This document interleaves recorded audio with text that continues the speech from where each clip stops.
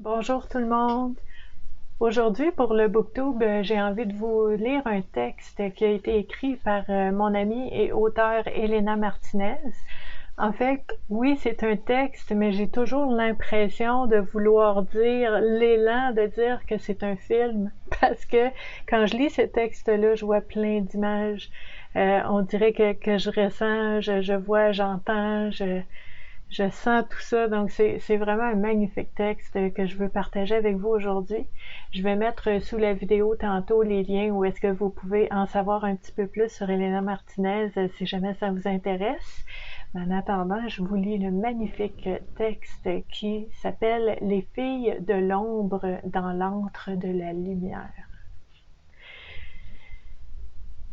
Sous la surface de notre sphère, bien à l'abri du monde des apparences, il existe un univers qui s'agite dans l'ombre, une vie qui nous est totalement étrangère. Depuis des millénaires, en ce lieu composé de rocs et de poussière, les filles de l'ombre le cohabitent avec d'imperceptibles raies de lumière. Leur demeure est un curieux amalgame de sable, de pierres scintillantes et de rocailles qui se situent dans l'antre de la terre. Rien ne pourrait nous laisser deviner une porte entr'ouverte sur une autre réalité, à part peut-être à la surface une faille. Elena la poète. Sur les murs sans frontières des grottes obscures, tel un voile suspendu au plus anthracite de leur nuit, des cristaux scintillent et constellent leur ciel. C'est là qu'ils vivent, ces jeunes filles au teint d'albâtre qui aiment se baigner aux minces filets d'eau fraîche suintant la pierre. Leurs immenses yeux verts semblent dévorer leur visage émacié tant ils s'ouvrent démesurément grands. C'est au sein de cet abri qu'elles jouent sans crainte, s'éclaboussant et riant d'un rire cristallin des jeux qu'elles s'inventent entre elles. Songent-elles encore, nymphes de l'ombre, à une vie différente? Une existence qui éclate de partout derrière la pénombre? Songe-t-elle encore au vert tendre d'un pré que l'on foule du pied ou du blé qui chatouille les orteils? Songe-t-elle aux arbres qui penchaient leur abondante chevelure colorée jusqu'au sol pour y déposer quelques fruits? Songe-t-elle encore à ce temps d'avant, ce temps où on pouvait les apercevoir s'assoupissant sous l'ombrage du doux passage des saisons?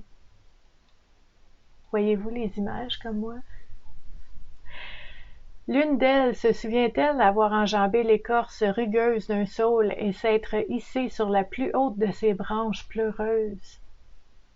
Si près du pastel du ciel qu'il lui aurait simplement fallu tendre ses doigts pour en prendre une pleine poignée et en remplir les poches trouées de son tablier d'écolière. Que d'heures à flâner en se laissant bercer par le vent! C'était le temps d'avant, celui de l'insouciance et de l'imaginaire, celui de la petite enfance.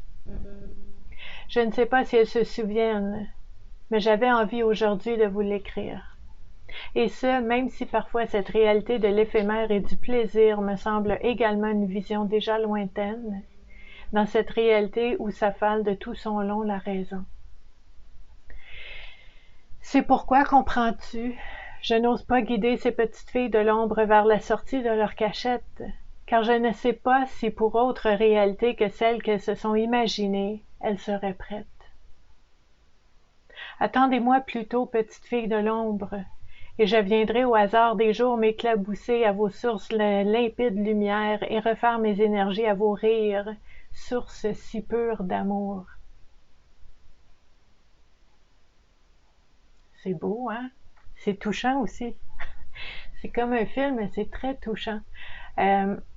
J'aimerais vraiment savoir ce que vous pensez, ce que vous ressentez à entendre ce texte-là. Qu'est-ce que ça vous fait vivre? Qu'est-ce que ça vous rappelle?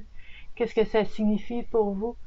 Donc, je trouvais tellement beau, je devais absolument vous le partager.